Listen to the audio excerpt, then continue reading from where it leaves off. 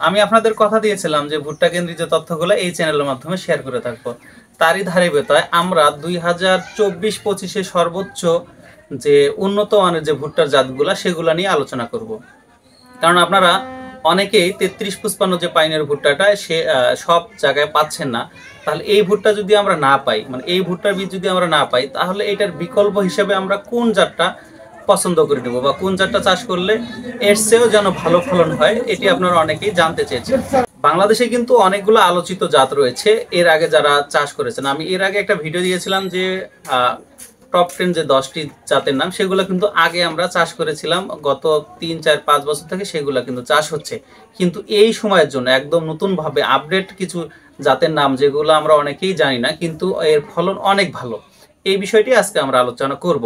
কারণ হচ্ছে গত বছর বা তার আগের বছরের যে বীজগুলো রয়েছে, যেমন 33-55, যুবরাজ, এগুলোর কিন্তু একটা মোটামুটি বয়স হয়েছে। এগুলা যে কোনো সময় আপনার কি করতে পারে, ফল্ট করতে পারে। আর নতুন যে আপডেট বীজগুলা যেগুলো এখন এই বছর যেগুলো আপনার বা গত বছর ডেমো স্বরূপ প্রয়োগ করা হয়েছিল, সেই বীজগুলা কিন্তু মোটামুটিভাবে সেগুলো কিন্তু ভালো ফলন এখনো আশা করা যায়। কারণ হচ্ছে বীজের বয়স যখন বেশি হবে তাহলে কিন্তু আস্তে আস্তে ফলনটা কমে যাবে। যেহেতু আমরা 33-55 এইবার আসলটা পাচ্ছি না, আর দ্বিতীয় কথা হচ্ছে যে এইটা দেখা যাচ্ছে যে বয়সও যথেষ্ট হয়ে যাচ্ছে। এর বিকল্প হিসাবে আমরা কিছু জাত যেগুলো আমি সাজেস্ট করব, ইনশাল্লাহ এই জাতগুলো যদি আপনারা চাষ করেন তাহলে ক্ষতিগ্রস্ত হবে না। এগুলো আমার প্রত্যেকটা নিজের চোখে দেখা সবগুলোর ভালো ফলন হয়েছে। এই ভুট্টাগুলা কিন্তু যদিও ওইভাবে আপনার এখনো নামধাম তৈরি করতে পারেনি, কিন্তু এদের কিন্তু কি ফলন কিন্তু অনেক বেশি। এক এক করে দেখাচ্ছি। এই জাতটা আমি নিজে চাষ করেছিলাম, এইটার ভালো ফলন দেখেছি।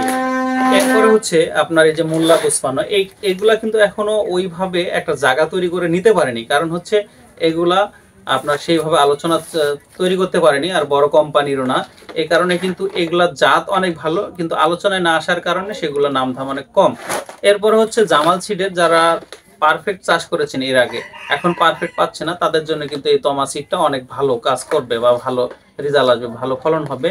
এরপরে হচ্ছে আপনার এই যে রাজলক্ষ্মী, এই রাজলক্ষ্মীটা গতবার বা তার আগের বার থেকে চাষ হচ্ছে আমাদের অঞ্চলে, খুবই ভালো ফলন দিচ্ছে। আপনারা নিজেরা চাষ করতে পারেন। এইগুলা যদি আগাম গাড়েন, আমি আবারও বলতেছি এই জাতগুলা কিন্তু আগাম জাত।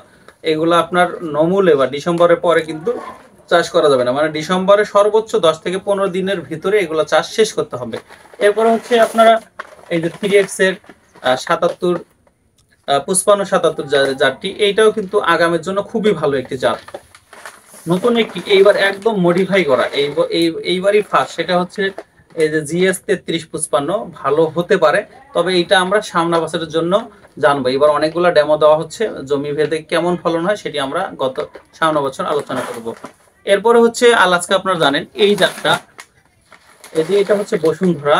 এই বসুন্ধরা কিন্তু আমি নিজের চোখে দেখেছি, আমার জমির সাথেই আমি নিজে যুবরাজ চাষ করেছিলাম, আর এক ভাই এই বসুন্ধরা চাষ করেছিলেন। কিন্তু আমার চেয়ে ওনার 33% 5 মণ ভুট্টা বেশি হয়েছিল। আমি পরিচর্যা কম করিনি, বরঞ্চ ওনার চেয়ে কিন্তু আমি বেশি করেছিলাম। এই কারণে এইটা আপনারা নিঃসন্দেহে বপন করতে পারেন।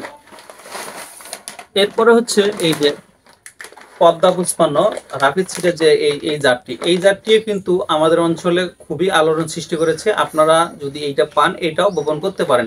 যেহেতু আমি বারবার বলতেছি যে 33-55 চেয়ে কিন্তু এইটা যথেষ্ট ভালো হবে। আর আলাস্কা তো এর আগে থেকে আপনারা চাষ করতেছেন, এটা সম্পর্কে আপনাদের ধারণা রয়েছে। এগুলো আগাম এর আগে হয়েছে, এই জন্য আমি আর নতুন করে বলতেছি না। এরপরে হচ্ছে সম্রাট, এইটাও কিন্তু যথেষ্ট একটা ফলন দিচ্ছে।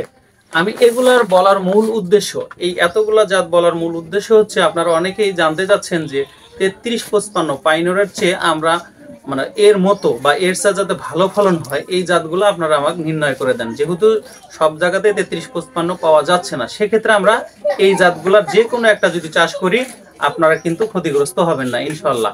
ধন্যবাদ সবাইকে। আসসালামু আলাইকুম।